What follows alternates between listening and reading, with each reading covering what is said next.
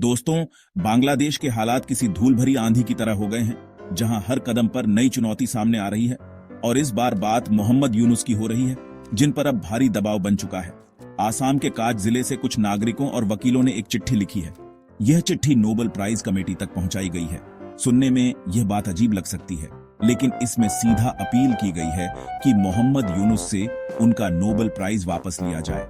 सोचिए, ऐसे ही नहीं लोगों ने यह कदम उठाया। ये मामला हाल ही में सुर्खियों में आया है।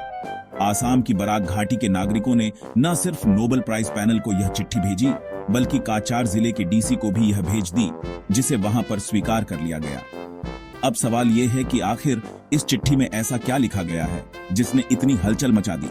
क्या मोहम्मद यूनुस से उनका नोबेल प्राइज वापस लिया जाएगा? यह मामला यहीं खत्म नहीं होता, बल्कि इसके पीछे की कहानी और गहरी है।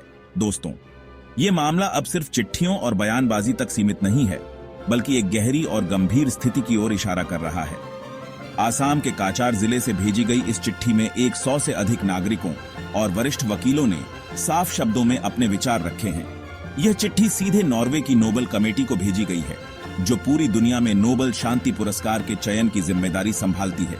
जरा सोचिए, जिस मोहम्मद यूनुस को 2006 में नोबेल शांति पुरस्कार से सम्मानित किया गया था, आज उन्हीं पर ऐसे गंभीर आरोप लग रहे हैं। उस समय उन्हें ग्रामीण बैंक और माइक्रो फाइनेंस की अवधारणा लाने के लिए इस सम्मान से नवाजा गया था। लेकिन अब इस चिट्ठी में यह दावा किया गया है कि बांग्लादेश में उनकी अंतरिम सरकार के नेतृत्व में अल्पसंख्यक समुदायों, विशेषकर हिंदुओं के खिलाफ हिंसा का स्तर बढ़ गया है। सोचने वाली बात यह है कि यह आरोप केवल छोटे मोटे घटनाओं की ओर इशारा नहीं करता, बल्कि यह कहा जा रहा है कि यह एक संस्थागत रूप से संचालित अभियान है।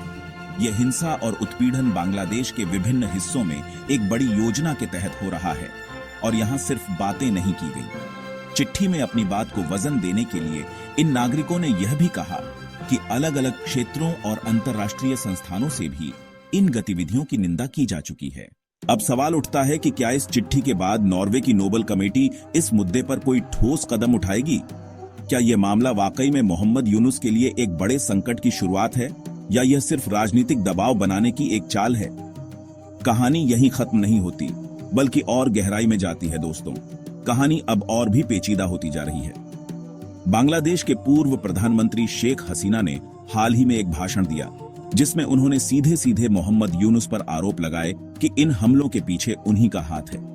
यह बयान अब हर तरफ चर्चा का विषय बन गया है। और मजेदार बात यह है कि यह मुद्दा सिर्फ बांग्लादेश के अंदर तक सीमित नहीं रहा। भारत की सीमा से लगने वाले राज्य जैसे पश्चिम बंगाल, त्रिपुरा और असम में भी इस मामले को लेकर चर्चाएं तेज हैं। पश्चिम बंगाल की मुख्यमंत्री ममता बनर्जी ने भी इस पर प्रतिक्रिया दी है। त्रिपुरा और असम की तरफ से भी इस विषय पर बयान दिए गए हैं। अब बात सिर्फ भारत तक ही सीमित नहीं है, अंतर्राष्ट्रीय स्तर पर भी इस मुद्दे ने हलचल मचाई है। अमेरिका और ब्रिटेन जैसे देशों ने इसे लेकर गंभीर चिंता व्यक्त की है। अमेरिकी सरकार ने साफ शब्दों में कहा कि हर सरकार को कानून का सम्मान करना चाहिए और मानवाधिकारों की रक्षा करनी चाहिए। ब्रिटेन की संसद में भी इस मामले पर चर्चा हुई, जहां सांसदों ने इन हमलों की कड़ी निंदा की। इतना ही नहीं, ब्रिटेन ने बांग्लादेश के लिए एक ट्रैवल एडवाइजरी तक जारी कर दी, जिसमें अपने नागरिकों को फिलहाल बांग्लादेश की यात्रा न करने की सलाह दी गई। उन्होंने कहा कि मौजूदा हालात में किसी भी तरह के हमले का खतरा बना हुआ है।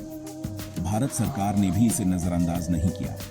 अभी हाल ही में भारत के विदेश सचिव ने बांग्लादेश का दौरा किया और वहां की स्थिति पर चर्चा की। इस दौरे में उन्हीं मुद्दों को उठाया गया जिनकी ओर इस चिट्ठी में इशारा किया गया था। सोचने वाली बात यह है कि जब इतनी सारी आवाजें अलग अलग कोणों से उठ रही हैं, तो क्या इस बार मोहम्मद यूनुस के लिए स्थिति और गंभीर हो जाएगी, या फिर यह मामला धीरे धीरे ठंडा पड़ जाएगा? जो भी हो, इस कहानी का अगला मोड़ और भी दिलचस्प होने वाला है। दोस्तों, अब बात यहाँ पर और भी पेचीदा हो गई है। यह साफ हो चुका है कि मोहम्मद यूनुस से उनका नोबेल पीस प्राइज वापस लेना लगभग असंभव है। ऐसा इसलिए क्योंकि नॉर्वे के कानून और अल्फ्रेड नोबेल की वसीयत में इस बात का कोई प्रावधान ही नहीं है। चाहे वह 1990 के दशक में आंग सान सूकी का मामला हो या अब मोहम्मद यूनुस का, दोनों ही स्थितियों में यह बात स्पष्ट है कि नोबेल पीस प्राइज को वापस लेने का कोई नियम नहीं है। इसका मतलब यह है कि एक बार यह पुरस्कार किसी को दे दिया गया तो उसे रद्द नहीं किया जा सकता। और ना ही इसके खिलाफ कोई अपील की जा सकती है। लेकिन आसाम के नागरिकों की चिट्ठी सिर्फ पुरस्कार वापस लेने की बात पर नहीं रुकी। उन्होंने इसमें एक बड़ा मुद्दा उठाया है। उन्होंने नॉर्वे की नोबेल कमेटी से एक आधिकारिक बयान जारी करने की मांग की है। उनका कहना है कि इस बयान में बांग्लादेश में हो रही हिंसा, भेदभाव और अल्पसंख्यकों के उत्पीड़न की निंदा की जानी चाहिए। इस चिट्ठी में यह भी स्वीकार किया गया है कि नोबेल प्राइज को वापस लेना कानूनी रूप से संभव नहीं है, लेकिन इसका मतलब यह नहीं कि चुप बैठा जाए। चिट्ठी लिखने वालों का कहना है कि अगर नोबेल कमेटी इस मामले पर चुप रहती है तो यह उनकी नैतिक जिम्मेदारी को कमजोर करता है। अब सवाल यह उठता है कि नॉर्वे की नोबेल कमेटी क्या इस पर कोई आधिकारिक बयान देगी? क्या वे बांग्लादेश में मौजूदा सरकार की नीतियों और वहां हो रहे भेदभाव की कड़ी निंदा करेंगे, या फिर यह मुद्दा केवल एक चिट्ठी तक सीमित रह जाएगा? जैसे जैसे यह कहानी आगे बढ़ रही है, यह साफ हो रहा है कि मामला केवल एक व्यक्ति या पुरस्कार का नहीं है, बल्कि यह एक बड़े अंतर्राष्ट्रीय नैतिक सवाल पर अटका है। अगले कुछ दिनों में यह देखना दिलचस्प होगा कि इस मुद्दे पर और क्या कदम उठाए जाते हैं। दोस्तों, चिट्ठी में जो बातें लिखी गई हैं वह केवल आरोप नहीं है, बल्कि नोबेल कमेटी की नैतिक जिम्मेदारी पर सवाल उठा रही है।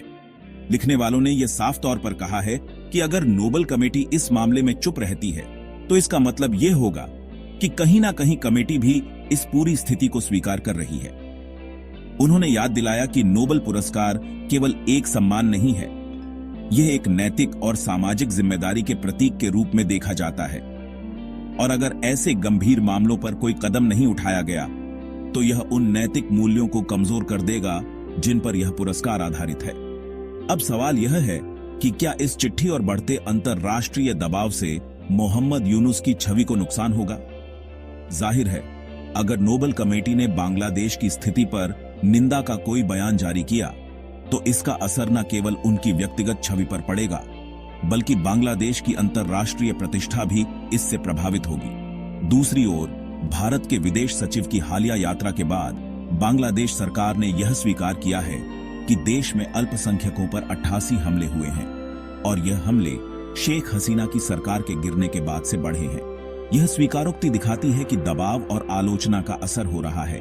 अब देखना यह होगा कि आने वाले समय में इस मुद्दे पर और क्या घटनाक्रम होते हैं। क्या यह मामला केवल बयानबाजी तक सीमित रहेगा या फिर कुछ ठोस कदम भी उठाए जाएंगे? आप इस विषय पर क्या सोचते हैं? अपनी राय हमें जरूर बताएं। और हां, इस वीडियो को लाइक करें, दोस्तों में शेयर करें और चैनल को सब्सक्राइब करना ना भूलें। जय हिंद।